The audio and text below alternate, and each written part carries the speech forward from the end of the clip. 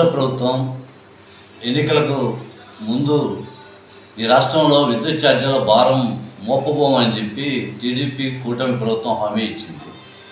అధికారంలోకి వచ్చిన ఏడాది కాలంలోనే దాదాపు 28,000 కోట్ల రూపాయల భారాన్ని ఈ రాష్ట్ర ప్రజానీకం మీద విద్యుత్ ఛార్జీల అదనపు భారం పేరుతో మోపింది. దీని కారణంగా ప్రజానీకం తీవ్ర ఇబ్బందులు ఎదుర్కొంటున్నారు. బిల్లులు విపరీతంగా ఎక్కువ రావటం వల్ల ప్రజానీకం బెంబేలెత్తిపోయేటువంటి పరిస్థితి కనిపిస్తూ ఉంది.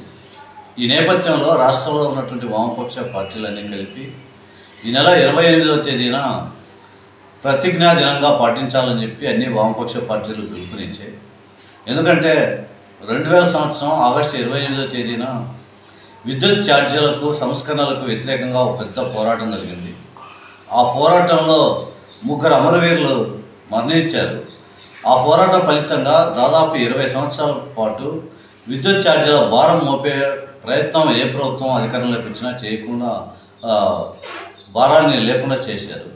కానీ కూటమి ప్రభుత్వం, గత వైసీపీ ప్రభుత్వం మళ్ళీ ఇప్పుడు అధికారంలోకి వచ్చిన తర్వాత ఈ సంస్కరణని కొనసాగించేటువంటి ప్రయత్నం చేస్తున్నారు. అందుకోసం మేము కూటమి ప్రభుత్వానికి ఒక హెచ్చరిక చేస్తూ ఉన్నాం.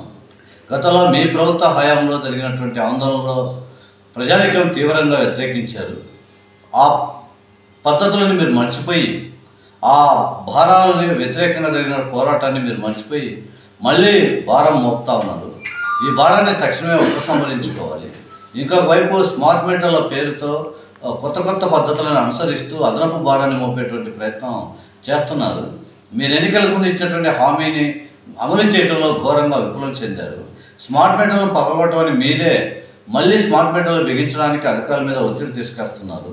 కాబట్టి ఈ విధానాలను వ్యతిరేకిస్తూ జరిగేటటువంటి ప్రతిజ్ఞా దినంలో ప్రజానీకం అందరూ పాల్గొని పెద్ద ఎత్తున జయప్రదం చేయాలని చెప్పి మేము విజ్ఞప్తి చేస్తూ ఉన్నాం. అదనపు భారాలన్నింటినీ వెంటనే వెనక్కి తీసుకోవాలి. స్మార్ట్ మీటర్ల బిగింపును ఆపాలి. వీటితో పాటు రానున్న కాలంలో భారాలు మోపకుండా మీరు చేస్తామన్న హామీని అమలు చేయాలి. ఇప్పటికే 2 దఫాలుగా ఒకసారి 15,454 కోట్లు మోపారు, రెండోసారి 12,717 కోట్లు మోపారు.